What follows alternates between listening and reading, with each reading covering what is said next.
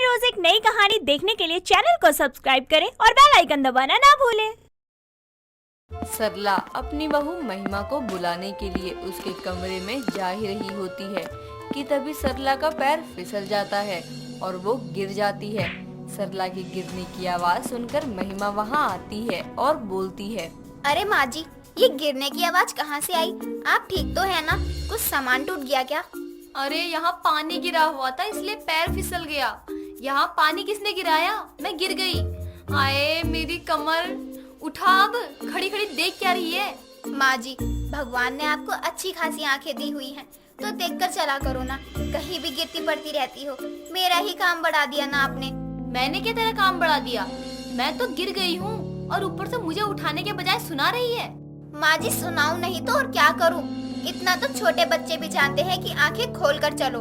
आपकी तरह थोड़ी ना है, आंखें बंद करके चलते हैं। और पानी भी आपने ही गिराया होगा मेरा काम बढ़ाने के लिए।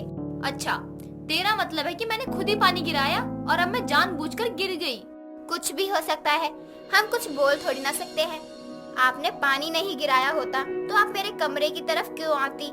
वैसे भी आप पहले भी नहीं आती थी। हाँ, गलती कर दी यहाँ आकर तो। तेरी तो आदत ही है खुद की गलती को दूसरों पर डालना। माँ जी, अब ना ज्यादा हो रहा है। मैं कुछ बोल नहीं रही हूँ, इसका मतलब ये नहीं है आप कुछ भी बोलती जाओ। गौतम की वजह से मैं कुछ नहीं बोलती हूँ, लेकिन आप इस बात का फायदा मत उठाओ। फायदा तो तू उठा रही है।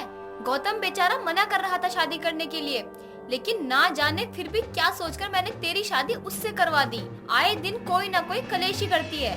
मैं कलेश नहीं करती हूँ, आप कलेश करती हो। बिना बात के बहस करती हो मुझसे, लड़ाई के बहाने देखती हो।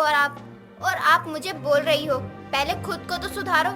दोनों की बहस चल ही रही होती है कि वहाँ सरला का बेटा गौतम आ जाता है और दोनों को ऐसे बहस करता देख बोलता है, आप दोनों फिर से शुरू हो गए। कितनी बार समझाया मैंने आप लोगों को झगड़ा मत किया करो, लेकिन आप दोनों को तो मेरी बात सुननी नहीं होती है। पहले ऑफिस का काम करो, फिर आप दोनों की लड़ाई को सुलझाओ। मुझे बोलने से अच्छा है कि अपनी बीवी को समझा दे, क्योंकि वो ही है लड़ाई की जड़। देख रहे हो अपनी माँ को? अब मैंने तो कुछ बोला भी नहीं है, लेकिन फिर भी ये कैसे बात कर रही हैं? बस करो आप दोनों यार। वैसे भी इस रोज रोज के कलेश से ना मैं खुद परेशान हो चुका हूँ, लेकिन किसी को कुछ समझना ही नहीं है। मैं ऑफिस जा रहा हूँ, जिसको जो करना है करते रहो आप। गौतम वहाँ से ऑफिस के लिए निकल जाता है, लेकिन बेचारा वो इन दोनों सास बहू की रोज रोज की इस खिटपिट से बहुत परेशान हो जाता है। इसीलिए वो अपना ज्यादा से ज्यादा समय ऑफिस में ही गुजारने लगता है। गौतम को अपने ऑफिस की एक लड़की दीपाली से बहुत प्यार होता है, लेकिन वो कभी ये बात दीपाली को नहीं बताता है। रोज के खिटपिट से परेशान होकर एक दिन गौतम ऑफिस में काफी ज्यादा देर तक रुकता है। तभी वहाँ उसके पास दीपाली आती है और बोलती है, क्या हुआ गौतम, तुम थोड़ा परेशान हो?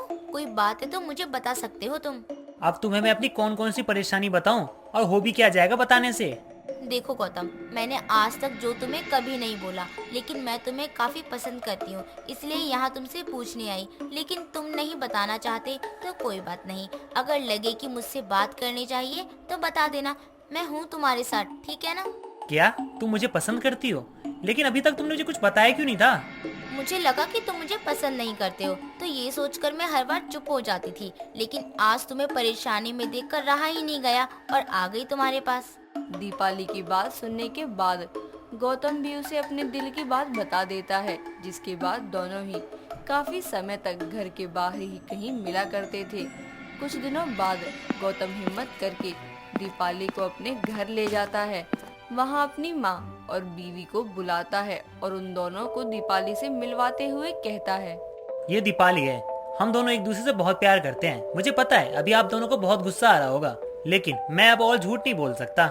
हाँ, मैं भले ही इस घर में सौतन बनकर आई हूँ, लेकिन कभी कोई ऐसा काम नहीं करूँगी कि आपको बुरा लगे। आपके मन में मेरे लिए अभी जो भी आ रहा है आप बोल लीजिए, मुझे बुरा नहीं लगेगा आपकी बातों का। आप मेरी सौतन ले आए हो और मुझे अब बता रहे हो कि आप इससे शादी करना चाहते हो? हाँ, लेकिन मुझे डर लग रहा था ये सोचकर कि तुमको पता चलेगा तुम क्या करोगी, इसलिए अब तक मैं चुप था और कुछ बता भी नहीं रहा था। हाँ तो करो ना शादी, किसने मना किया है? मुझे क्या? महिमा इतना बोलकर वहाँ से चली जाती है।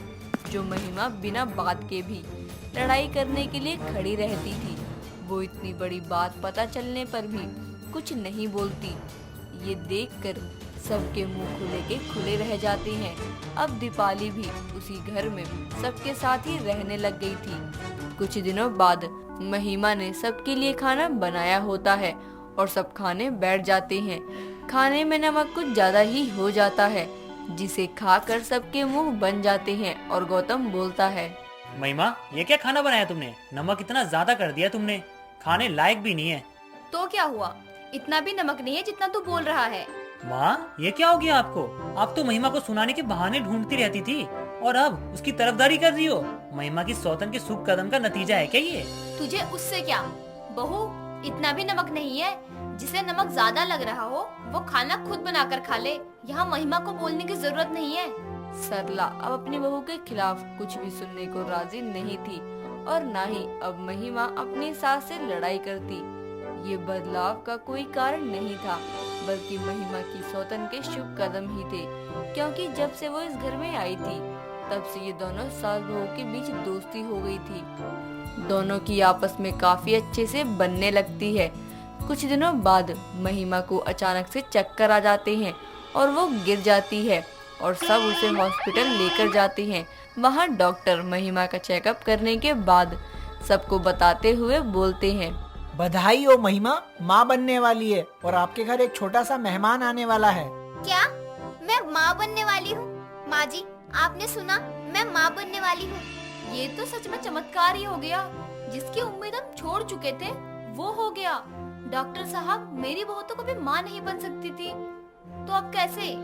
देखिए, ये सब भगवान का चमत्कार ही समझो, क्योंकि कभी कभी ऐसा होता है कि बॉडी पहले वो रिस्पॉन्स नहीं करती है जो बाद में करने लगती है। और आप इन्हें घर ले जा सकती हैं, लेकिन आपको इनका काफी ज्यादा ध्यान रखना पड़ेगा, क्योंकि जरा सी भी दिक्कत इनके लिए परेशानी ला सकती है।